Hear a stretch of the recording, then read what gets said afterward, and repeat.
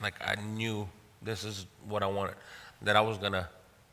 I always told myself I was gonna find somebody successful, and try to learn off of them, or go to some type of school, Hmm. and then this is where we're at. Yep. And that was years ago. Years ago. How would you always look at yourself? Was I was at back then. I wasn't happy with myself because it wasn't the person I wanted to be. hmm I know I was capable of bigger and better things. I just didn't know how to get it. hmm What would you say this last year and a half, 2 years? I don't even know how long it's been now. 2 years. 2 years now. Yeah, 2 years exactly. Um, what are your thoughts on this information and how it's changed your life? It's awesome. It's just seeing how everything changed. At first, I noticed small, little bitty changes, and I was I was starting to get impatient because I wanted to make big leaps, Hmm. big jumps, and I couldn't. And I gave up a little bit, and then I noticed myself just going back down, going back to my old ways, and I couldn't take it. Hmm. I got back on it, started studying, and eventually I started seeing the changes come back more and more and more, and now I got it. Made this my lifestyle, Yep. part of my lifestyle. Um, I wish a lot of people could see, how this works, Hmm. and I'm glad I found it. Yep. Personal development it's personal. Yeah, It's self. You're wanting to work on you. There's a lot of people that really don't want to work on themselves, but yet they don't like the experiences they're having, and they're tired of their experiences, right? yeah, But they're not willing to work on themselves. yeah, But it's definitely this is an internal work, and at the root of somebody really not wanting to invest and work on themselves is going to be self-image problems, right? yeah, When we really go down to the root of why would a man not want to develop himself, it always goes back to the self-image. They don't believe they can do it. you're right. Yeah, Why wouldn't you bet on yourself? they just don't. Understand? Yeah, there you go. Um, through this process of setting your goal and moving your goal into action and acquiring the goal, how many months was that? To that big goal, um, it took about a year and a half. Yeah, about a year and a half. Since I started this, it took about a year and a half. To hit that goal? Yeah. So through this process, you at the end of it, whenever you finally reach the goal, what would you think is your mental attitude from when you started and that switch whenever you finally had the building?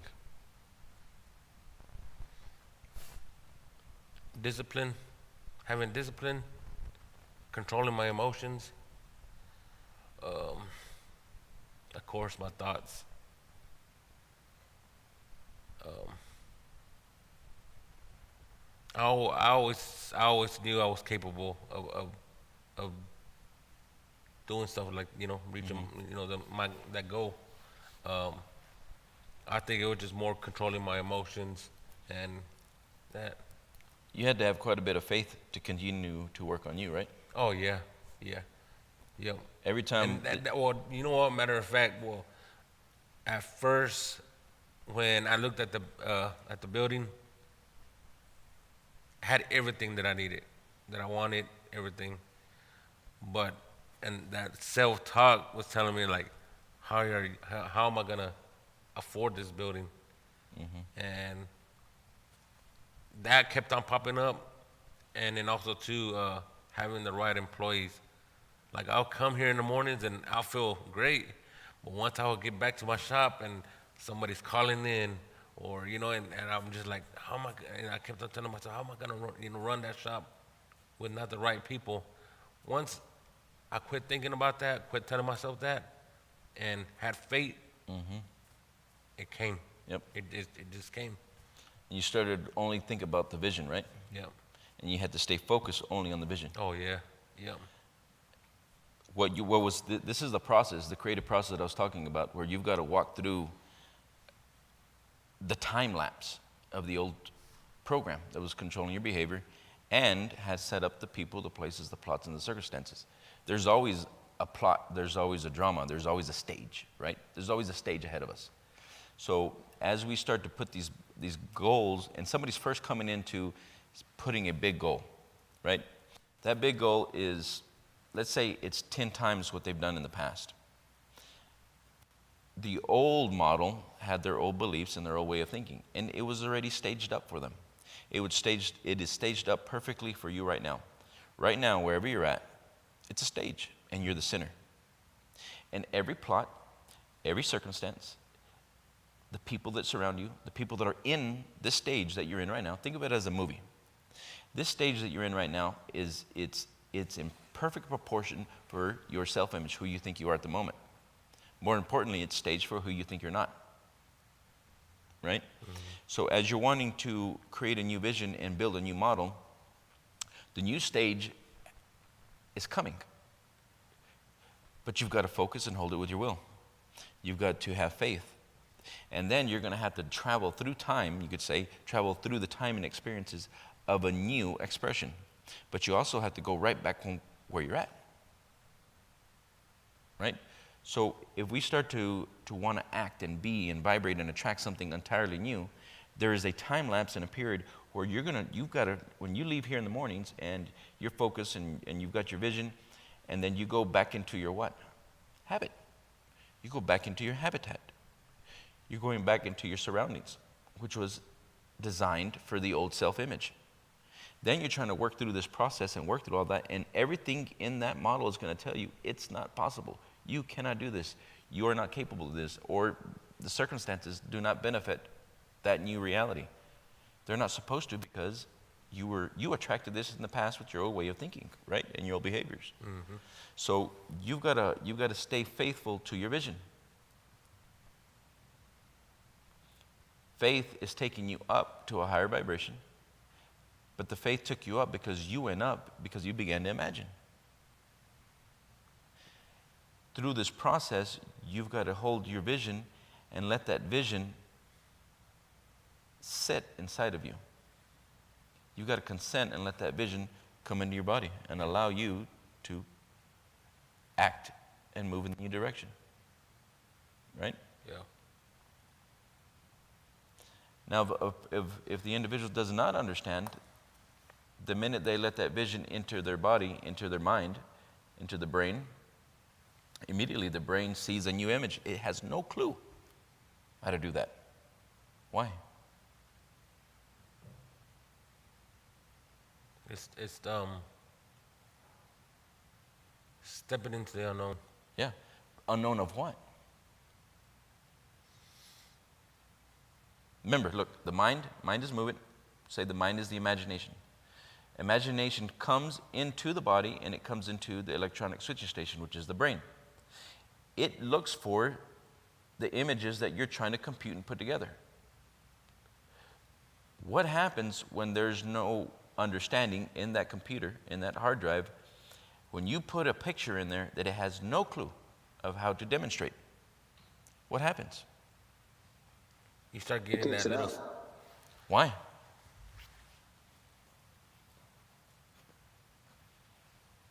Why does it kick it out? You don't have those cells of recognition. That's it. And if you don't have the cells of recognition, the subconscious mind it automatically rejects what you're trying to put in. Yeah, you start having those little talks saying, "Oh, you can't do this. This ain't you." Mm-hmm.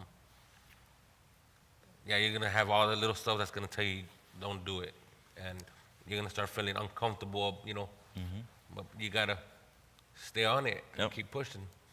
Now, as this vision hits and it comes onto the register, right, screen of the mind, subconscious mind checks it and says, there's nothing in there for that, no data. Subconscious mind wants to kick it out because it's not in harmony with the what? The G node. Look, think of this. Our essence, spiritual essence, arrived in a body and it will leave a body. Scientists, people all over the world know that essence, once that essence, I call it spirit, the soul, once this essence is gone, the body is immediately flatlines because it cannot compute the information through the body, through the brain, and send information to the organs and to the body, right? So when we bring in a new image and a new vision, and we bring it into our circuitry, and it comes into the brain, it starts to compute the data. And there's no data there because the G node was not meant to have that lifestyle. Remember, we came into a body. We will leave a body. Now, the ideas that are in the body belong to the G node, right? Let's talk about the coding. The coding in the DNA. The genetic coding, it's already been modified by the generations in the past. So it's coded to act and walk and talk in a certain way. The behavior has already been preset. The ideas have been preset. Now, this G node just transferred the information from the father and the mother, and here came the nucleus of you. So it's a construction of the genes of those generations and the composition of ideas. Now, as energy has entered and it begins to breathe and to think on its own, it's thinking and breathing on its own from its base knowledge. So it's taking all those ideas and it's wanting to project into the world. It wants to think and it wants to run and it wants to jump and it wants to experience and it wants to laugh and it wants to do all the things that it's watching its environment do. Its mom, its dad, its sister, all these different things it's wanting to experience. Now, when that child is thinking and becoming an adult, teenager, adult, it's going back to that hard drive. Now, when you've gone beyond what the hard drive's supposed to do, this is where you always meet with what? With the program. You've met you. Yeah. Everyone has felt this all around the world. There comes a time where when you're going to meet you, but it's not the real you, you've actually met the limitations of the ideas that you came into. Yeah.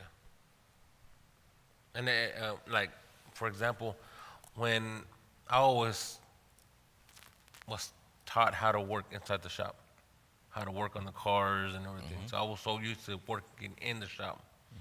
But when I got into my other shop, or right when I was getting ready to switch over, I was trying to step out from working in the shop and working on my shop. And that was kind of an uncomfortable feeling because I was so used to being inside the shop. But it was just a new change that I was going into. And but yeah, that's one of the things. I've just been so used to working in the shop. Adapting. Yeah. That means you had to be able to see yourself being and doing something else. You can never do till you're it, right? You've got to be to see. Yeah. So intellectually, you've got a battle against yourself. The body's used to doing one thing, and the body's used to commanding the mind, and now the mind is trying to take control and tell the body what to do. Right? Yeah. The body already had an old way of thinking. It already had a self-image. So you're in conflict with who? With your old ways, with your programming. Your old programming. Yeah. Yeah. Don't do this. Don't do that. Do it. Don't do it. Yeah. Yeah. Automatically want to go grab the hammer, the drill, or whatever it is, the tools. And then you've got to come in and tell the body, no, we're not doing that anymore. Right?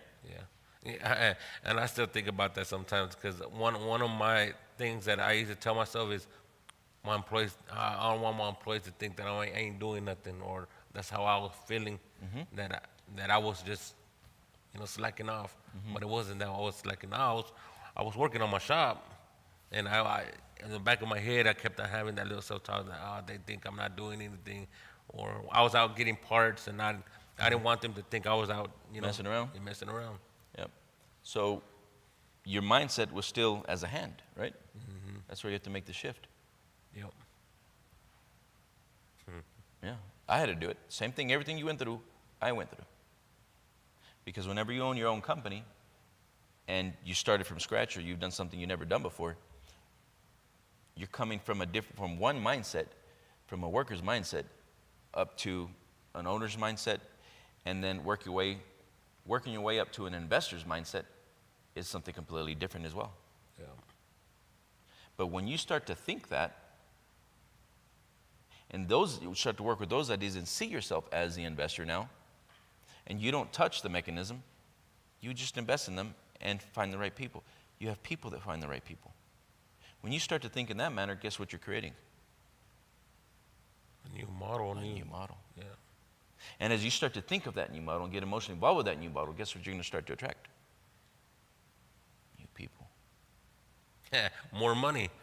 Yeah, that's a result, right? Yeah. New people, places, plots, circumstances. There are no accidents. This is the unseen because you chose to select the images that you wanted to work with. Yeah. Right? Chose. You chose a different lifestyle. You chose to select new images that you were going to work with and that you were going to unfold and bring into reality. Right? Yeah. And once I started making these changes and I had that, that vision, and it's crazy how you see all these people, how they start coming to you. Like I had I got one shop. They ended up closing their business to come join with me because they seen my vision and where I was going. So when you start to help people and you start to give, this is the biggest thing. There's no competition. I had a meeting yesterday with some individuals and they said, well, we're doing the same thing, we're competition. I stopped and I said, I have no competition. I said, I don't compete against anyone. I said, I always look how I can fulfill another man's desire. And I know as a company owner, if I'm always looking how I can fulfill another man's desire, we're all growing and we're all benefiting.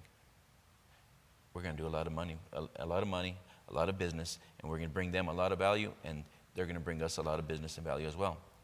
We're going to work together to a definite end. Why?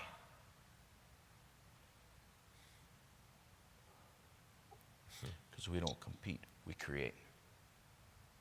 Well, and also by giving, you're only getting that much more back. Think about that. Yep. Yeah. When your mindset switches from a poverty or lack mindset and switches to a creative mindset, an abundance mindset, a prosperity mindset, you begin to think differently, completely differently. The world is not out to get you. Your mind is, if you're not using it correctly, right? But when you start to control the thoughts and control the images and decide how you're going to help people, and it doesn't matter where they're at, and it doesn't matter who they are, and you decide you're going to start living a giving mindset and find out how you can give more and give more abundance and help other people, guess what you're going to find? Those things. yeah, cause people could see it and they can also feel it. Oh, yeah. Yeah. Yeah. We attract, we don't get. We attract what we're sending out.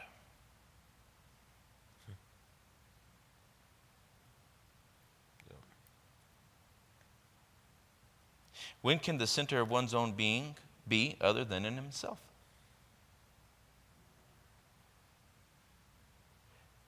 I'd like to get some takeaways and open up to the audience. Thoughts, takeaways on what we just gone over?